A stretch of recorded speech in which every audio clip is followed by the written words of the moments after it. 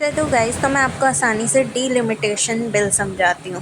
पहले इन लोगों ने ना वुमेन सीट्स बढ़ाने की कोशिश की थी। 543 सीट ऑलरेडी होती है लोकसभा में, तो ऑलरेडी इन्होंने कहा कि 850 कर दो, इन्हें वुमेन्स की सीट बढ़ानी है सीट्स, ताकि ये लोग 2/3 मेजॉरिटी चाहिए होती है। इसका मतलब ये है कि उन्हें 362 वोट्स चाहिए होते हैं, जिन्हें ये राउंड फिगर करके 360 बना देते हैं। तो इन्होंने कहा कि हमारी मतलब वुमेन्स की सीट बढ़ा दो, 850 कर दो लोकसभा में। तो वो उन्होंने मना कर दिया अपोजिशन ने कि अब जितनी सीट्स है लोकसभा में उतने में ही वुमेन्स की बढ़ा दो। तो हम ऐसा नहीं कर सकते। इससे क्या होगा, राज्यसभा में जो ऑलरेडी 250 सीट्स है ना, उनकी कोई वैल्यू नहीं बची, क्योंकि अगर लोकसभा की सीट ज़्यादा हो गई तो बिल ऐसे ही पास हो जाएंगे बिना किसी की मर्जी के। तो मतलब एक तरीके से आप समझ रहे हो कि अब लोकसभा की तो 850 हो गई सीट्स, पर राज्यसभा की तो वहीं 250 की 250 रह गई ना।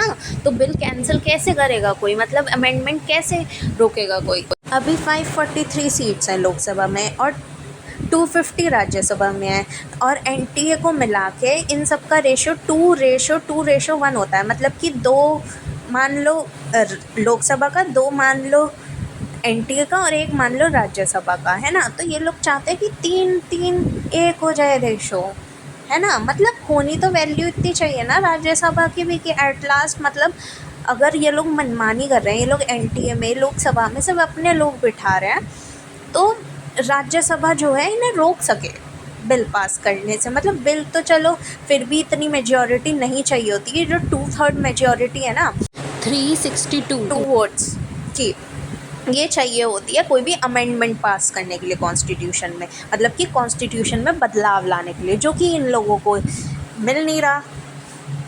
इसलिए ये लोग चाहते हैं, पहले इन्होंने इसी तरीके से वुमेन्स की सीट बढ़ाने की मांग करी ताकि लोकसभा की वो वैल्यू बढ़ जाए। इनका दिमाग तो बहुत चलता है, क्योंकि बिल पास करा देंगे कोई भी, और मतलब वो करवा देंगे अमेंडमेंट, अपनी मर्ज़ी से करवा देंगे। पर अब वो मना हो गई, तो ये लोग क्या कर रहे हैं, दूसरे एमपीज़ को अपने एनटीए में और बीजेपी में ज्वाइन करवा रहे हैं, ताकि ज़्यादा से ज़्यादा मेजॉरिटी आ गए। तो इसलिए हम इन्हें नहीं आने दे सकते पावर में, क्योंकि अगर हम पावर में आने देंगे तो ये सिर्फ 56 वोट से पीछे हैं, 56 वोट से।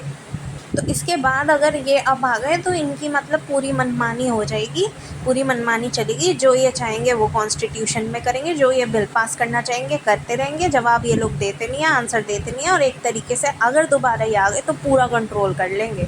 तो हम इन्हें नहीं आने दे सकते। एंड कुछ लोग आर्टिकल 80 की बात करते हैं कि राज्यसभा की भी तो सीट बढ़ा सकते हैं, उनकी भी तो 2/3 मेजॉरिटी चाहिए होती है। अब एक बात बताओ, पहले से तुमने लोकसभा की सीट बढ़ा दी उस अपने लोग बिठा के, और मतलब वो लोग पागल हैं कि मतलब कॉन्स्टिट्यूशन, मतलब वो लोग पागल है कि राज्यसभा की सीट्स बढ़ाने के लिए वो लोग मतलब अमेंडमेंट पास तक भी करेंगे या उठाएंगे भी ये बात।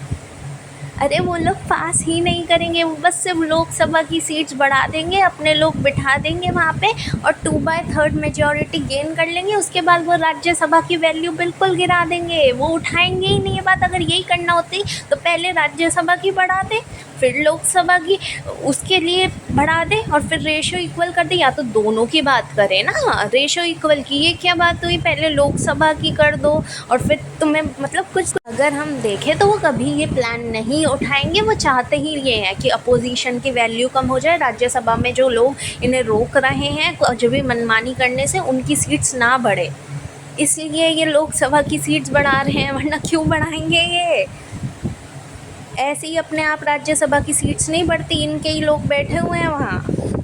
तो वो लोग लोकसभा की सीट्स बढ़ाने के बाद 2/3 मेजॉरिटी क्यों देंगे राज्यसभा की सीट्स बढ़ाने के लिए। थोड़ा तो मतलब माइंड यूज़ करो। इसलिए वो लोग राज्यसभा की सीट्स नहीं बढ़ा रहे हैं, सिर्फ लोकसभा की बढ़ाना चाहते हैं, जिसकी कोई ज़रूरत है नहीं, और हमें चाहिए भी नहीं कि वो लोग अपनी मनमानी कर सकते हैं, इसलिए हम उन्हें वोट नहीं दे सकते।